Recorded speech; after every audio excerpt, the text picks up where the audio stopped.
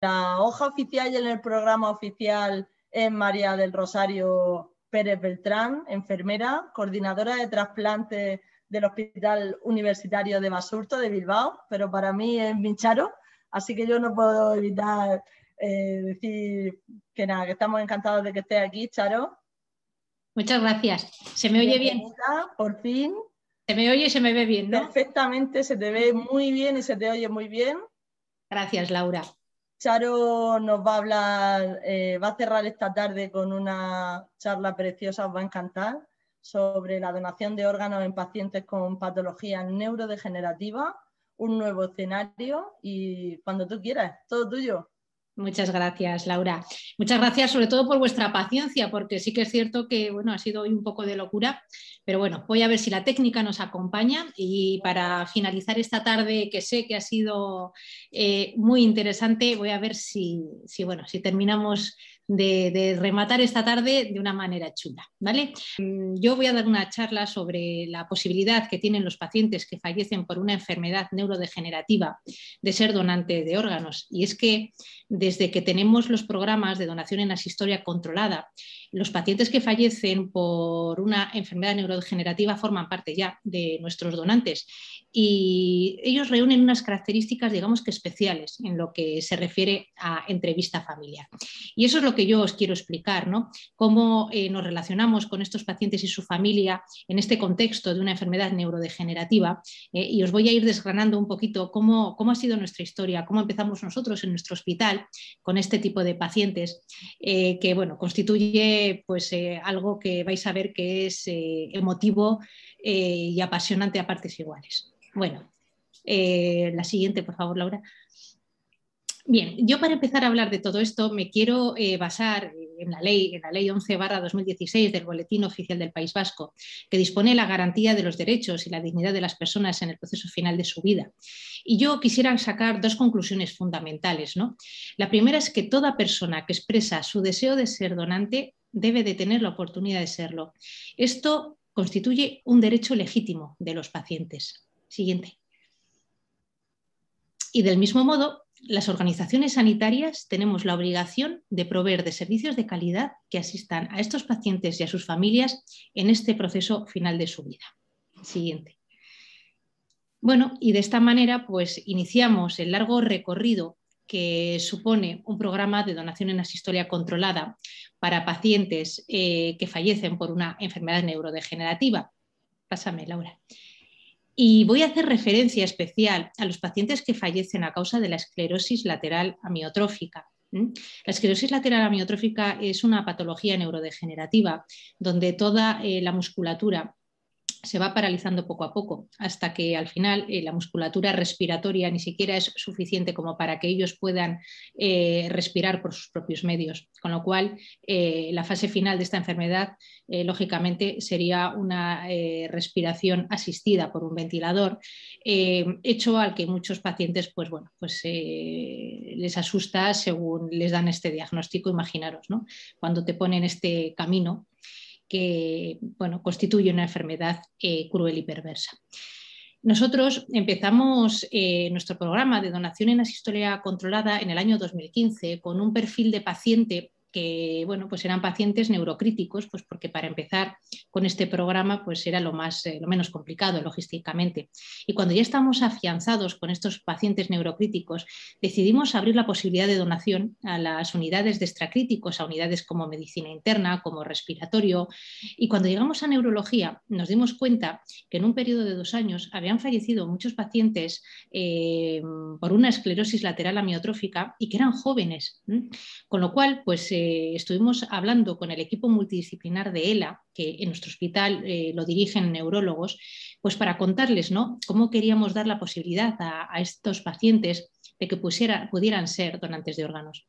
Ellos en un principio se mostraron un poco escépticos porque desconocían que estos pacientes que fallecían por una enfermedad neurodegenerativa como la ELA cumplieran criterios para ser donantes de órganos.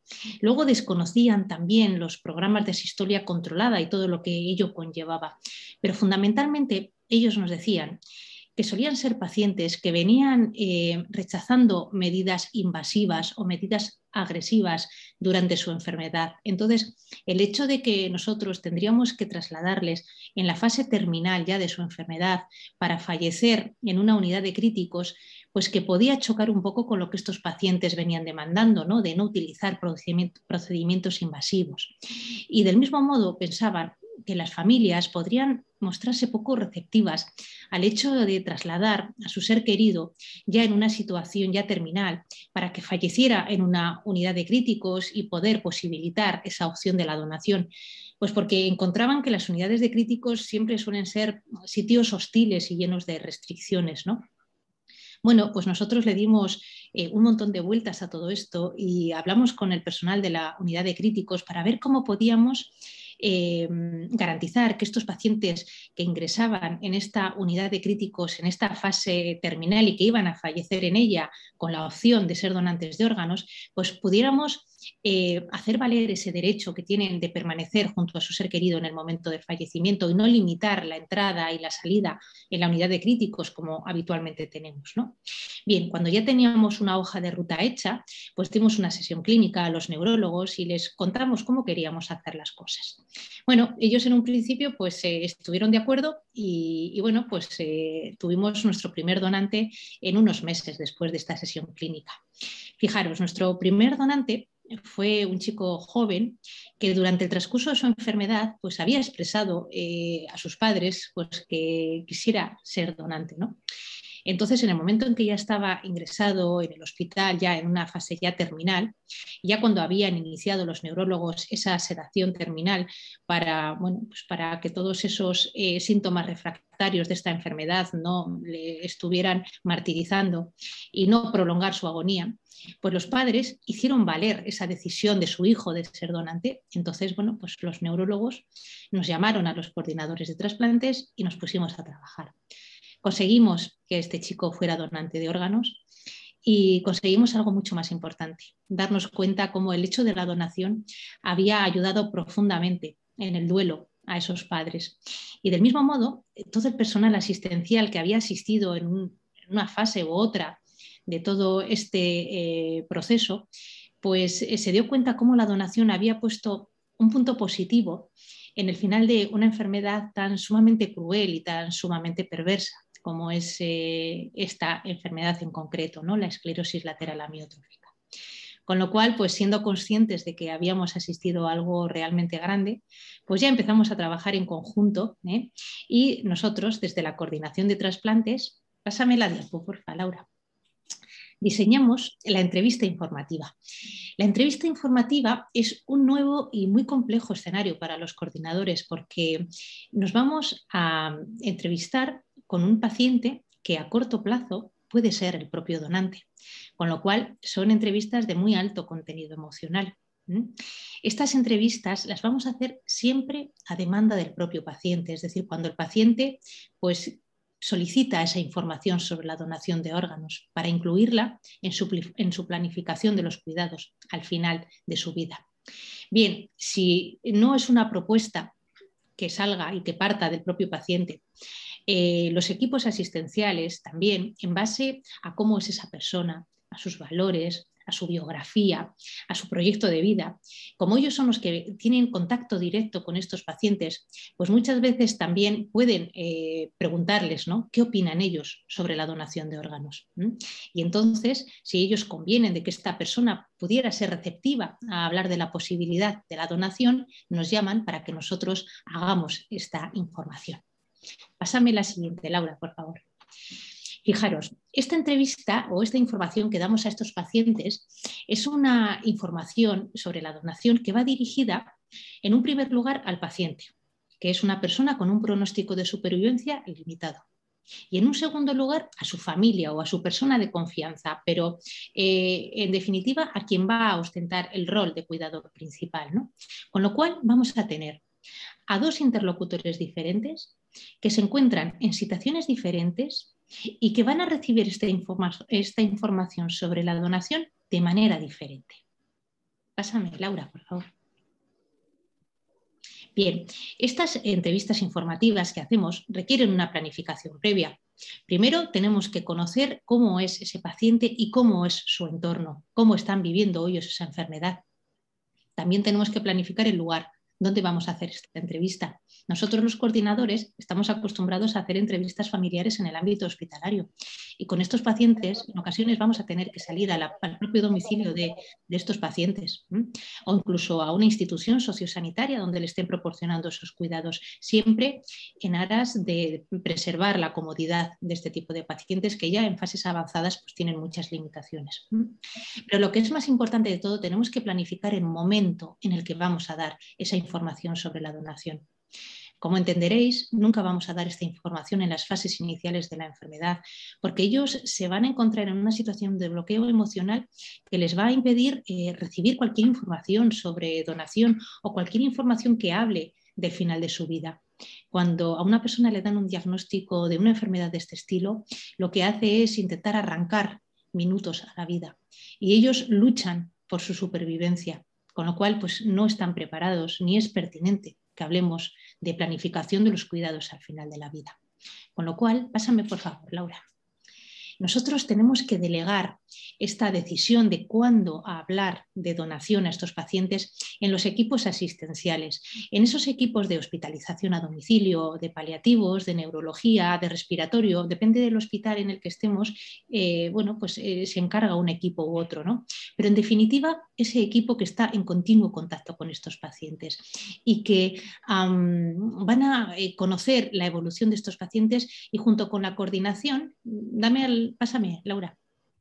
Junto con la coordinación tendremos que tener ese feedback para conocer todo este entorno, para recabar esa información, para saber si cumplen criterios para la donación, y van a ser ellos junto con nosotros los que vamos a elegir ese momento que puede ser el más oportuno para poder hablar de donación.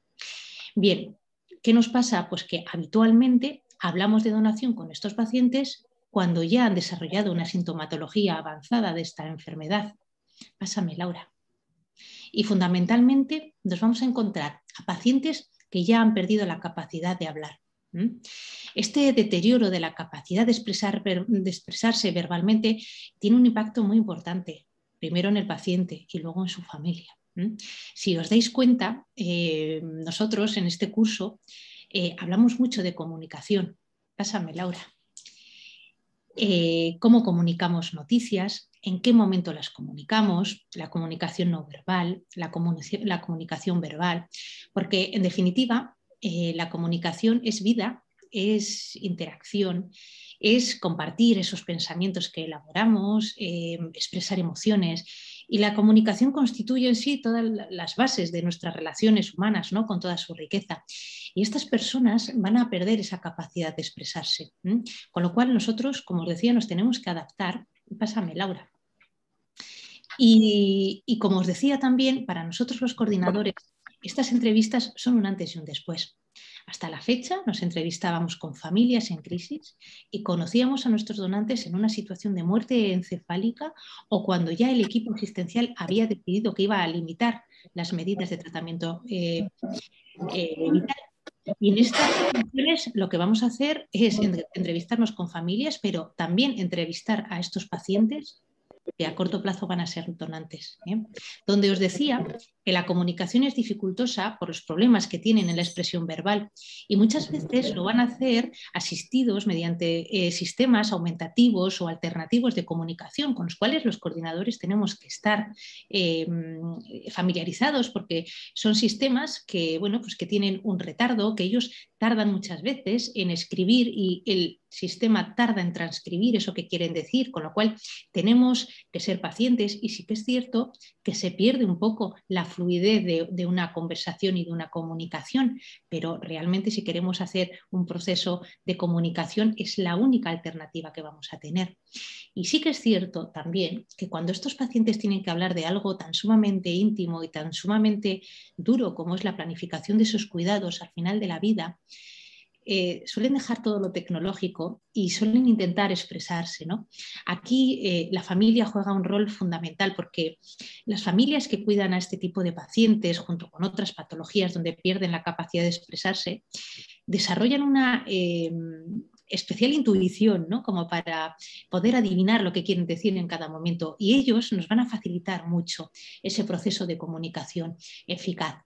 Son pacientes que tienen una labilidad emocional tremenda y es muy difícil no impregnarse de las emociones de estos pacientes. Como os decía, son entrevistas de alto contenido emocional, donde ellos, los pacientes, deciden sus propios cuidados y toman decisiones en lo que se refiere a estos últimos días y abordan la muerte de una manera abierta, ¿no? Que muchas veces a los coordinadores pues, ese pundonor nos sobrecoge. Bueno, nosotros lo que vamos a hacer es explicar los aspectos más importantes de la donación y cómo, si ellos quisieran ser donantes, pues tendrían que hacerlo en un centro hospitalario, para que en ese último momento, en esa fase final de su enfermedad, cuando ya están próximos a fallecer, nosotros les trasladaríamos a la unidad de críticos, pero no como una opción terapéutica, sino para poder posibilitar la donación de órganos una vez que ellos hayan fallecido. Tenemos que priorizar su confort. Su confort está por encima de todo. Y nuestro compromiso es irrenunciable de respetar sea cual sea su voluntad. Pero si ellos deciden ser donantes, tienen que saber que los coordinadores de trasplantes estaremos en esa fase final para ayudarles en todo lo que ellos necesiten. ¿Vale? Bien, por último vamos a facilitar un correo electrónico porque, como os decía, muchos de ellos todavía tienen destreza, pueden comunicarse todavía utilizando un teclado y si no lo van a hacer con métodos aumentativos de la mirada, pero al final siempre se transcribe todo en un teclado, con lo cual pues la manera más fácil de que ellos puedan comunicarse con nosotros es vía mail. Os asombraría saber cuántos de estos pacientes de una manera confidencial e íntima contactan con la coordinación. No hay que olvidar que solo un pequeño porcentaje de estas enfermedades neurodegenerativas cursan con un deterioro cognitivo. El resto, por ejemplo en la ELA, se mantienen prácticamente todos con todas sus capacidades intelectuales hasta el final. Yo os he traído el primer mail que recibimos de un paciente que ya falleció y que con el permiso de su pareja os voy a leer. Pásame, Laura.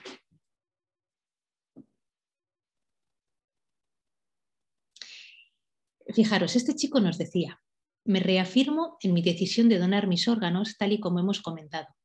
Me satisface saber que con ello podré dar vida a otras personas. Será una forma de vengarme de esta maldita enfermedad que me está matando, dando vida a otros. Pásame, por favor, Laura. Y es que estos pacientes que tienen un pronóstico vital corto toman decisiones que afectan a su escenario final y que contemplan la donación como algo que es importante y que tienen que planificar, ¿no?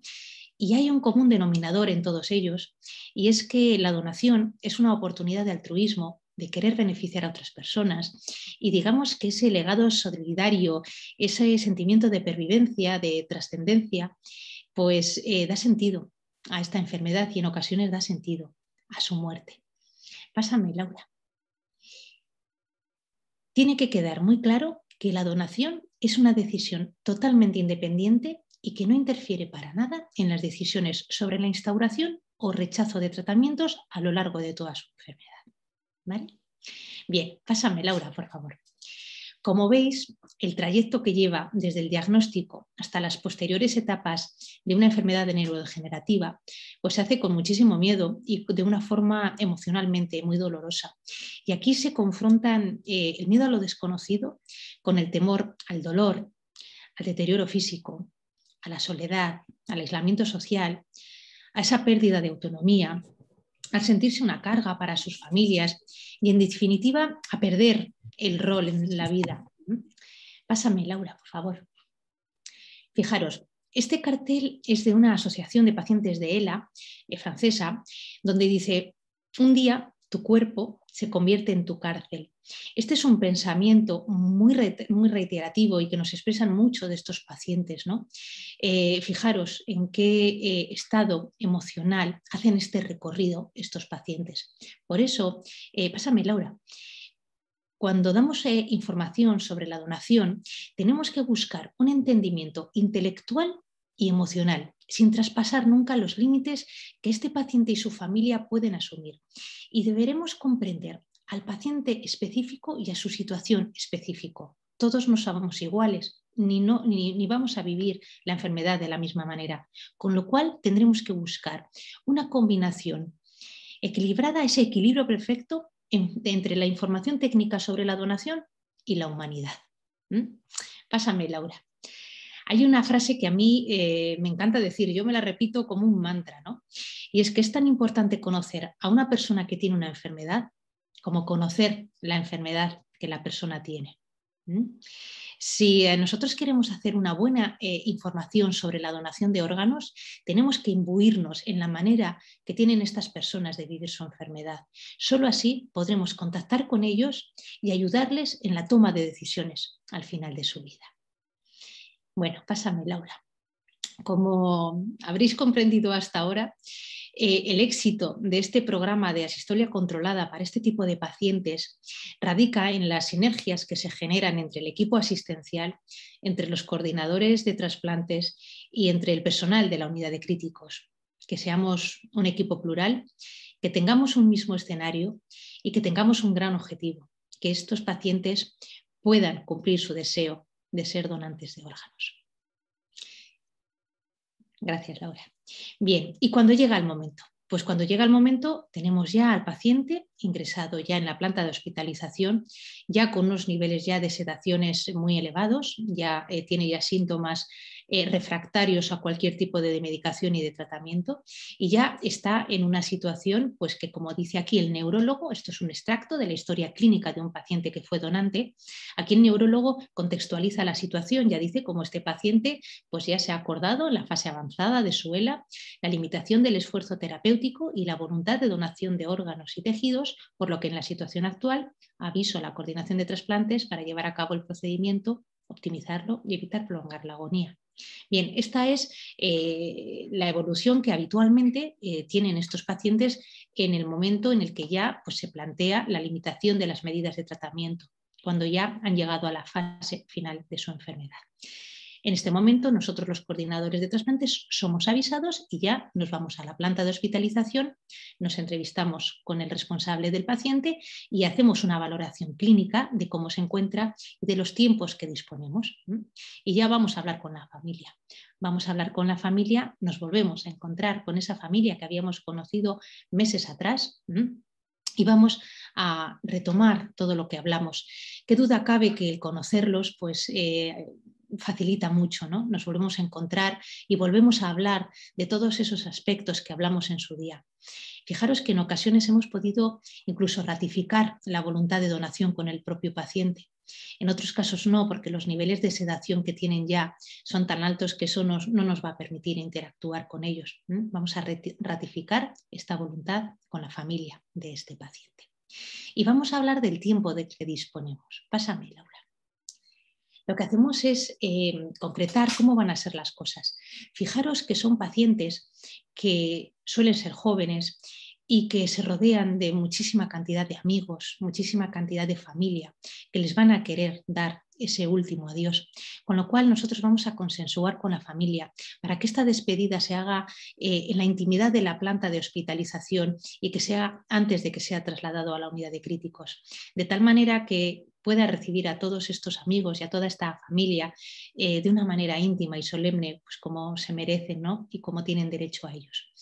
Y cuando ya esta despedida la hayan hecho, nosotros nos vamos a trasladar a la unidad de críticos con este paciente y con su núcleo familiar más íntimo, 4 o 5 personas, no más. Es muchísimo más fácil para nosotros trabajar con un núcleo familiar más íntimo, con pocas personas, para que ellos puedan estar todo el tiempo que necesiten en la unidad de críticos y para no irrumpir en la dinámica de la unidad. Es mucho más fácil de esta manera y desde luego que la atención que les podamos dar sea de calidad. Pásame, por favor, Laura. Bien, una vez que ya estamos con el paciente en la unidad de críticos y mientras nuestros compañeros están procediendo a poner todas las medidas de confort y orientadas a posibilitar la donación de órganos una vez que haya fallecido, nosotros vamos a hacer lo que yo creo que mejor sabemos hacer los coordinadores de trasplantes. Pásame, Laura, por favor. Y es ese apoyo emocional a una familia que en estos momentos está física y psicológicamente agotados, que es posible que lleven una semana en el hospital, casi sin dormir, casi sin comer, y que se dan cuenta que, bueno, pues que esto ha llegado al final y que se tienen que preparar para decirle adiós a su ser querido. Con lo cual vamos a tener que dar ese apoyo emocional y tenemos que animarles, ¿no?, a que estén todo el tiempo que ellos necesiten con su ser querido, pero una vez que hayan estado ese tiempo necesario, ¿no?, que vayan a casa, que descansen y que, bueno, pues que en el momento en el que nosotros les llamemos, porque ya vamos a proceder a la retirada de todas esas medidas de tratamiento y de soporte vital, pues que ellos estén, digamos que en óptimas condiciones para asistir a ese último adiós. Pásame, Laura. Bien, sea cual sea el escenario de esa retirada de las medidas de tratamiento de soporte vital, nosotros tenemos que garantizar que la familia pueda acompañar a su ser querido. Y sí que es cierto que la realidad que estamos viviendo no es la que queremos, pero es la que tenemos y nos tenemos que adecuar a la situación COVID. Son pacientes que están fuera del circuito COVID, pero sí que es cierto que tenemos que garantizar su seguridad, ¿no?, la seguridad de los pacientes y de sus familias. Con lo cual nos adaptaremos a la situación sociosanitaria, pero siempre vamos a preservar ese derecho que tiene esta familia de acompañar a su ser querido en el momento del fallecimiento. Pondremos todas las medidas de intimidad y de respeto para conseguir que esta transición se haga de la manera lo más humanizada posible. Pásame, Laura. Y bien, una vez que ya este paciente ha fallecido y mientras nuestros compañeros de la unidad de críticos están con todas las medidas para poder garantizar la donación de órganos, nosotros vamos a acompañar a esta familia en su duelo. Uno de los coordinadores les acompañará. Pásame, Laura. Y sí que es cierto que estas familias de pacientes que han sufrido una enfermedad larga, larga, son 3, 5, 7 años, pero esta situación mantenida de desgaste físico y emocional se tiene que tener en cuenta a la hora de dar ese apoyo emocional a las familias, porque sí que es cierto que son más vulnerables de sentirse invadidos de sentimientos de vacío y de falta de motivación, de que ahora ya se va mi ser querido, se va mi marido, se va mi hijo, se va un hermano y ahora de repente ya no sé qué hacer, ¿no? He perdido la motivación para seguir viviendo, ¿no? Esto es un sentimiento habitual. Pásame, Laura. Y por contra, pues también es habitual que nos expresen sentimientos de lucha, de acompañamiento, ¿no?, de haberlo dado todo por su familiar y sentimientos de soporte y de labor cumplida. Qué duda cabe que la donación de órganos es también un consuelo ante la pérdida y es una manera de expresar compromiso social y una manera de expresar solidaridad, ¿no? Entonces nosotros, los coordinadores, tendremos que detectar, pásame, Laura, tendremos que saber detectar estos recursos existentes y tenemos que potenciarlos y reforzarlos y tendremos que bloquear todos esos pensamientos que les hagan pensar de una manera que no sea adaptativa, ¿no?, como esos sentimientos de falta de motivación, de desesperanza o de culpa. Bien, pásame. Y de esta manera, pues ellos iniciarán su propio proceso de duelo. Y bueno, pues siempre que hemos tenido un donante con una enfermedad neurodegenerativa, cuando hacemos ese feedback con estas familias, siempre nos damos cuenta de lo importante que ha sido la donación de órganos en todo este proceso. Pásame, Laura. Y ahora me vais a permitir salirme un poco del guión y me voy a ir al autocuidado de los profesionales que trabajamos en todo esto, no solo los coordinadores, en general todos los equipos y todas las personas que de una manera u otra vamos a estar en contacto con personas en la fase final de su vida, muchas de ellas jóvenes. Esta situación nos hace a nosotros ser más conscientes de nuestra propia mortalidad y nos hace ser más conscientes de nuestra propia vulnerabilidad. Con lo cual, pásame, Laura, tendremos que ser cautos y tendremos que ser conscientes de que tenemos que tomarnos y auscultarnos ese ritmo de nuestra vida interior y esa temperatura emocional, ¿no? Para evitar situaciones de malestar emocional y situaciones de desgaste en las que estas situaciones que, como os decía antes, son de alto contenido emocional, nos pasen factura.